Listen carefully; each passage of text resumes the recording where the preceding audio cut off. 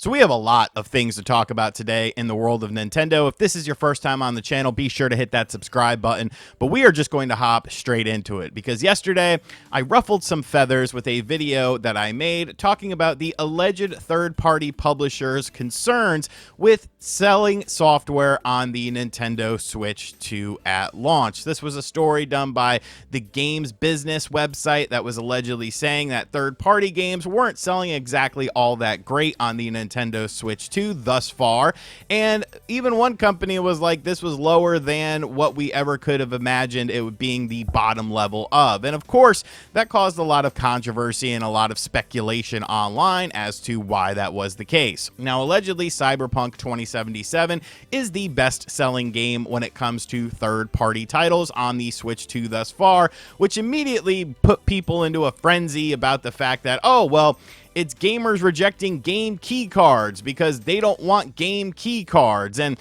I didn't think that was necessarily the case at all. Yes, there is a vocal minority of people on places like social media that are not fans of game key cards. I completely understand it, but I don't think putting a game on a game key card is the major indicative thing of why a game is doing well or it's not. You got to remember there were some other titles that did have full physical releases on the Switch 2 that were a bit smaller in the scope of name brand recognition for these games, and allegedly they're not selling all that great either. So I don't think it's necessarily the physical aspect of it. Now, Matt Piscatella from the NPD group actually put out a follow-up to this thing and was basically talking about some things involving it. So I want to talk about what he had to say, and then I also want to talk about why game key cards are a necessity, because I can't stress this enough for people, because a lot of people seem to just be disconnected. They think game key cards are just going to go away and third-party developers are going to work and fight and scratch and claw to put their games on the 64 gigabyte key card or the game cartridge that we have. And it's like, bro, it's so much more nuanced than that. Anyways, Matt Piscatella had to say the following. Hate to contribute to a discourse, but third-party share of Switch 2 software in the US is far better than it was during the Switch launch. Third-party unit share of the Switch 2 physical software during week 1 reached just shy of 40%. For 1 month of the Switch launch, it was less than 20. Like, it's far too early to claim best or worst this or that or whatever when it comes to Switch 2. Sheesh, the thing hasn't even been out for 3 weeks. Look, it's too early and the sample size of games is far too small to do any of this. So I don't think that it's necessarily like too early. We're just talking about numbers here. I'm not quite sure why there seems to be a little bit of emotion behind what he is saying with the data. But when you hear 40% and for the Switch 2, and then it was less than 20% for the Switch 1, that might seem like a very good thing. It's like, oh, well, everything is fine. But you have to remember the Switch 1 launch lineup of games. And someone over on Reset Era actually posted something that was shared over on Blue Sky, which I'm not a part of. But this was the launch lineup for the Switch 1. 1-2 Switch, Just Dance 2017, Breath of the Wild, Skylanders Imaginators, and Super Bomberman R. All these other games, I Am Setsuna, Snipper Clips, Shovel Knight games, and Fast RMX were digital only. So these were the only retail games at the launch of the system. Now, I am sorry, but a game like Street Fighter 6, a game like Yakuza 0, a game like Sonic X Shadow Generations holds a lot more weight to most people than Super Bomberman R and 1-2 Switch. So I would be more concerned that, you know, the gap isn't even necessarily bigger, but it is bigger, so that is a good thing. But you also got to remember, the Switch 2 launch is the biggest launch in video game history as far as consoles being sold. So I go back to what we talked about yesterday. I don't think this is necessarily doom and gloom. I don't think that this is, you know, the worst thing ever. We definitely need some more data and some more games to come out to kind of see how this is going to fall in line with the whole situation with third-party publishers putting their games on the Switch 2. But I don't like the mantra that, oh, game key cards suck, so we're not going to support these so that companies have to change and put the game on a physical cartridge. That's not going to happen. Like, I'm sorry, point blank period. That's not going to happen. They're either going to skip game key cards, which then eliminates a way for you to be able to resell games, because yes, a game key card does require a download, but at least you can resell that. You can't do that with a digital version of a game, or you're just going to have digital games, or companies are just going to skip the Switch 2 as a platform. Look at a game like Rydell Remastered, which just came out. It came out for the Switch 1 and the Switch 2. The Switch 1 version comes on a physical cartridge. The Switch 2 version does not. Now, why is that the case? Both of these games are retailing for $50. So why didn't they put the physical version on a cartridge for the Switch 2? It's pretty simple, honestly, if you look at the data behind it. Rydell Remastered is roughly a 12 gigabyte game, meaning that if they put it on a Switch 1 cartridge, they can choose a 16 gigabyte cartridge, meaning that costs less than what a 64 gigabyte cartridge would on the Nintendo Switch 2, which is the only physical medium available right now on the system. Basically, what I'm saying is, if a game is too big, you're expecting companies to shrink the game to fit onto a 64 gigabyte cartridge. If a game is much smaller than 64 gigabytes, there's no physical incentive or business incentive for a company to want to put that game on a physical cartridge, because they're not going to be able to sell the game at $50. If Rydell Remastered was all on a cartridge, a 64 gigabyte cartridge, the Switch 2 version of the game would be $70. Why is that? Because a 64 gigabyte cartridge, according to the NIS America leaks, cost a company about $17 to purchase in order to put the game on a physical cartridge. From a business standpoint, you can't sell that at a $50 price point. You would have to jack up the price in order to make money back on the situation. I don't get like why people are so hard-headed about this. Now, are there different options that companies can do? Like, sure, there are. You know, companies can do things like put a game on a Switch 1 cartridge and then offer a Switch 2 upgrade path. Like, I get that, but is that the most ideal thing for a company to do? You obviously want to have that new Nintendo Switch 2 box art in physical retailers, because it will make things confusing. When you go to the Switch 2 section and you see that red banner on the box art for a game, you're going to say, oh, this is a Switch 2 version of the game. Now, you and I might know the difference. You and I might know how to upgrade things, but the average consumer, like I've said a million times, is not as in tune as we are. It's just a common fact. Like, you have to go to the lowest common denominator when you're advertising things, because people don't pay attention to video games like we do. I just don't get it. I don't understand. Like, I made a post about it on Twitter yesterday, and so many people had all these crazy ideas. You know, companies need to do the extra work and make the game fit on a cartridge.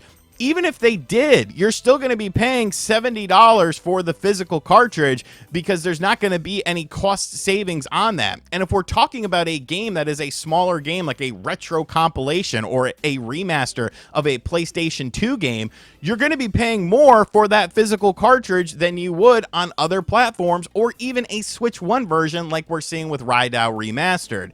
Now, you might be willing to pay that extra money. You might act like you don't have a problem with that, and I'm sure there is a contingency of people that don't have an issue with it. But for the vast majority of people, it just doesn't make sense. I think Nintendo, I know a lot of people like to push the onus on third-party companies, but I really don't think it's their problem. If you're only offering a 64 gigabyte cartridge, it does not make sense to put a small game on the cartridge and still have the game competitively priced. If it's a big game and you have to do a lot of compression and artifacting and make things work to fit on the cartridge, is it worth that extra time and effort and, you know, resources to do that in order just to fit it on a cartridge? Or is a game key card a more viable option along with a digital download?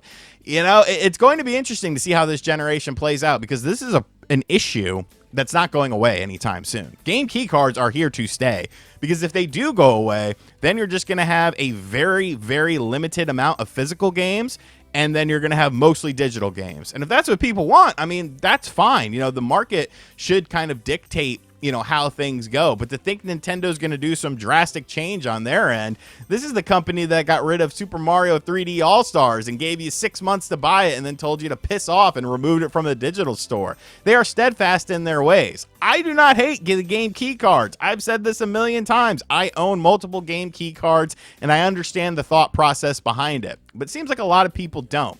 Let me know your thoughts on this, though, in the comments section down below, because like I said, man, this is a problem, an issue that's like not going away anytime soon. And if anything, you know, it's going to get worse. And finally, something very strange happened with a major Nintendo Switch 2 game from Nintendo themselves, and it is a faux pas of the highest degree. Now, obviously, we are all waiting for more information on upcoming first-party Nintendo Switch 2 games. We know Donkey Kong Bonanza is coming out in the month of July. Game looks great. That's a day one buy for me. But everything else doesn't really have a release date or even a release window. We know 2025, but we don't necessarily know when in 2025.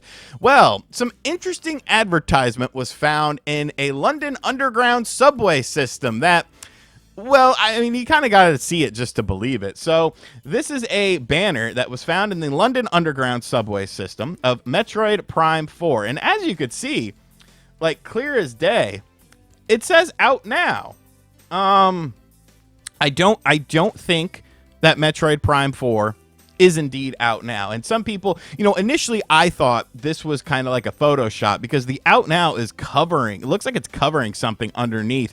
Like that's a weird kind of thing to have under the out now because it doesn't fill out the whole thing. So I thought, well, maybe it's Photoshop, maybe someone put a sticker on it, but I mean, then we had more images of it that, you know, show you pretty much clear as day that this is an actual thing. Andy Robinson, I don't know if this is actually Andy Robinson. I've never seen the individual before.